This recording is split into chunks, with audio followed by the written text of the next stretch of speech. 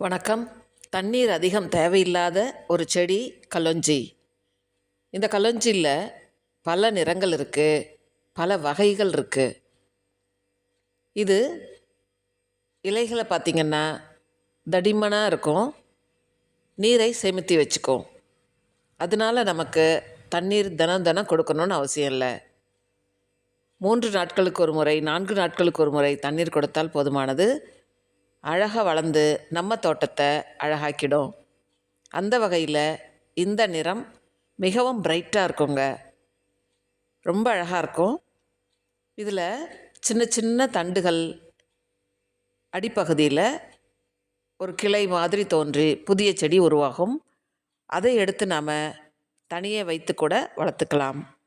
நம்ம தோட்டம் எப்போவுமே அழகாக இருக்கணும்னா இப்படிப்பட்ட செடிகளை நாம் வாங்கி வளர்க்கலாம். இது வருடம் முழுவதும் பூக்கக்கூடியது. நம்மளுடைய பராமரிப்பில் தொடர்ந்து பூத்துக்கிட்டு இருக்கோம். கட் பண்ணிவிட்டு மீண்டும் மீண்டும் நம்ம ஏதாவது நீர் உரங்களை கொடுக்கலாம். NPK All-19 உரத்தை நீங்கள் கொடுக்கலாம், அல்லது வாழைப்பழத்தோல் கரைசல் கொடுக்கலாம். இப்படி அழகாக வளர்ந்து புஷ்ஷியாகக்கூடிய இந்த செடியை நீங்களும் உங்கள் வீட்டில் வளர்த்துடலாம். எந்தவித பராமரிப்புமே இல்லை, தானாக வளர்ந்துக்கும். மாதம் ஒரு முறை நீங்கள் நீர் உரத்தை கொடுக்கலாம். தண்ணீர் கூட குறைவாக கொடுத்தால் போதுமானது.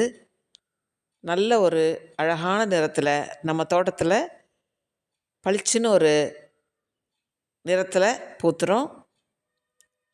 பலவித பூக்கள் இருந்தாலும் இது தனியே நமக்கு தெரியும். அந்தளவிற்கு நிறைய கிளைகளில் நிறைய பூக்கள் இருக்கும்.